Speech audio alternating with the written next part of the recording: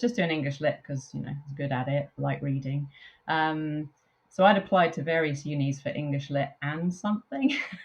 And the uni I got into, when I arrived, I didn't actually remember what the and something was. Welcome to Uplift and Elevate.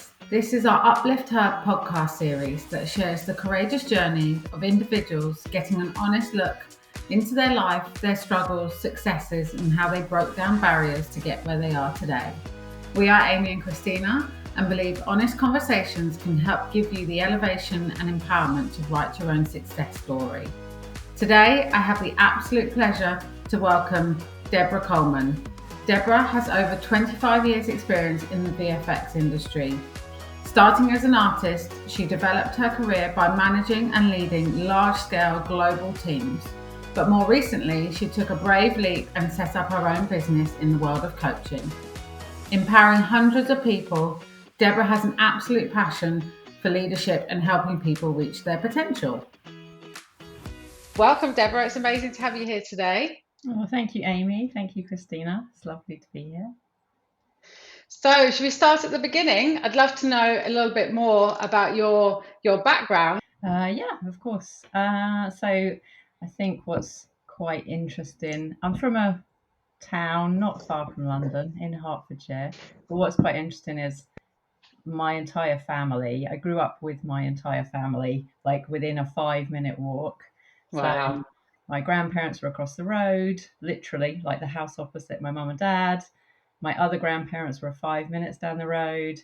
My auntie and uncle and my cousins were 5 minutes up the road. So I really grew up with, it's a small family, but we were just in and out of each other's homes all the time. And I think that's a big part of who I am, is having that experience of, grandparents, cousins, as well as my childhood friends as well. Amazing. So, like a little, like really close community then. Yeah, yeah.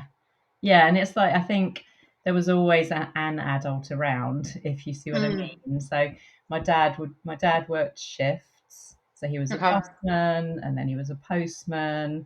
He did a bit of road sweeping, so he always did early morning sort of manual labour. So he was gone in the, you didn't see him when you woke up, but then he's back by the time you're home from school. And then when I was 9, my mum started working part time, but my grandparents had retired then, so they were around. So there was always somebody around, and we could just, yeah, it was really nice. I'm the eldest of 3. So I've got my sister and my brother as well. So it was a busy household, in a good way. School was always fine for me. I had close friends. I did well. I think I quite liked school until sixth form. So I think I was basically totally in the system until I did my GCSEs. And then I think that summer, I sort of discovered there's a bit more to life than just school and home. And I stayed at my school for A levels, but really, yeah, I did okay, but was quite distracted, sort of discovering, having fun as well. Was that the main distraction, having fun? Was that what changed Yeah, at I think sixth it was form? discovering music for me is the distraction. So like going to gigs, going to clubs, or being at parties with friends. So yeah, that I think, hanging out with friends, having a good time was probably a bit of a distraction to the studies at that point. But I felt glad at least I got through the school system before that kicked. I think my role models were my family, so particularly my mum, um, and my grandparents. I think all of them, dad too in a different way. I think all of them sort of instilled that you accept people for who they are and you work hard. You work hard, you provide for your family, you look after each other, you're there for each other. So I think my role models really were my mom in particular, and my grandparents. Yeah. Oh, that's amazing. There's a saying that people have values and organizations have culture. Is there a value And interesting to kind of talk about your family background, but is there a value that has stayed with you throughout your life? I think I've always had a strong value of fairness. I'm not really sure where that comes from, but it might in part come from my family upbringing. I think, my grandparents and my mum and dad were always very, like, made sure to treat myself and my sister and my brother fairly, equally. We're obviously different people, different ages, so not necessarily exactly the same. But I think, yeah, I've always had a strong value of fairness, and that's just stayed with me. What are some of the earlier challenges that you believe you faced in your career? I think, the biggest challenge was getting the first job. I think I've always felt that given the opportunity, I'll do well. I think we were talking before about values, and I think another value is work ethic. So I've always thought, give me a chance, and I will do my best, and that will probably be pretty good. Um, the hardest thing was getting that first job. So I'd finished university, decided I wanted to work just quite broadly. I wanted to work sort of behind the scenes in film or TV, sort of post production. I didn't know too much about it. Um, and it was just really hard to get a job it's the chicken and egg thing. If you don't have experience, how do you get the job? But if you don't get the job, how do you get the experience? So I think I think the unknown of how long a period that is. So for me, that was about 6 months in the end from graduating. And I was working the whole time, but just not doing what I wanted to do. So graduating, and then my first job in the industry was as a runner at Cinesight in London. And from there, I've always been busy, productive, successful in visual effects and in coaching. But it was getting that first job. Really, I think that's the hardest challenge, really. Yeah, absolutely. And how did you go about wanting to study media or that being your first job? Like, because back in the day for me, I never knew about that. It was only through a friend that I knew, okay, I would need to study film if I wanted to get into film, which nowadays you really don't. Yeah, But how did you get into that yeah, yeah, initially? yeah. No, it's a good question. I think it was. I think back in school. So really, I didn't know what I wanted to do, and then at university was when I first thought, it could be media. So back at school, we had to do 2 weeks of work experience, and I didn't really know what I wanted to do. You were meant to put down a wish list, and they would do what they can to find you the place. So back then, I said I wanted to work at an antiques dealers. Thought might like to work in antiques, but the place they found me was at NatWest Bank. Oh, So I had slightly, 2 weeks of working at NatWest, and no disrespect to those who work in banking, but for me, it couldn't have been more boring. Like, so boring.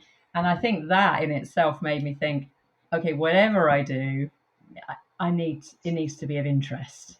I need to do something that interests me. And then, yeah, when I applied to uni, I didn't really know what I wanted to do. I'd taken a gap year where I'd just been working and hanging out with friends. And I was just applying for English literature. And my mum kind of said, why don't you try and spread it a bit and do English literature and something? I was just doing English lit because, I was good at it, like reading. So I'd applied to various unis for English lit and something. And the uni I got into, when I arrived, I didn't actually remember what the and something was. So I was doing a combined BA in English literature and media studies. I didn't know that till I arrived. I knew it was English lit and something. And actually, the English lit side of the course was a bit just uninspiring, if I'm honest. The media side of the course was brilliant. It was brilliant. I loved it. We learned about animation, we did film studies, and we did some practical video post production. We did some practical photography, and that's when I was like, "Oh, this is exciting." And from there, I thought I'd like to be in post-production in some way, or I did actually at one point. There was a careers advisor. You got a session with a careers advisor at university. And at that time, I said I thought I might like to be a camera operator, on film or TV. And they said, oh, well, women can't do that. Literally, this would have been the early 90s. Women can't do that. Women aren't physically strong enough for the equipment. Wow. Yeah, yeah, yeah. That's not that long ago. Not that long ago. Yeah. How do you respond to that, though? Yeah, I mean, I felt, I think if it was absolutely my passion, I wouldn't have let that deter me. But I Yeah. think as I was thinking something behind the scene, I didn't want to be in front of the camera. So basically behind the camera, in some way. Yeah, I was a little taken aback by that. I think I remember thinking, well, part of me thought, really, that can't be right. I can be strong, you know. But yes, so leaving uni, just had a sort of broad idea of probably post-production, but didn't really know about visual effects. I think it was chance really that my first job was at CineSite, and that's where I really learnt about that, about the industry I've been in ever since. How did you find out about CineSite? Was it like a Google search or just going around town visiting different media places? Yeah, that's a good question. That's kind of a funny story. um, so I was working. So I was working at Harrods to like pay my rent. Sounds quite nice, but actually the job Yeah, it was was. not very nice. It was informing people it cost £1 to use the toilet. So this is my full-time job.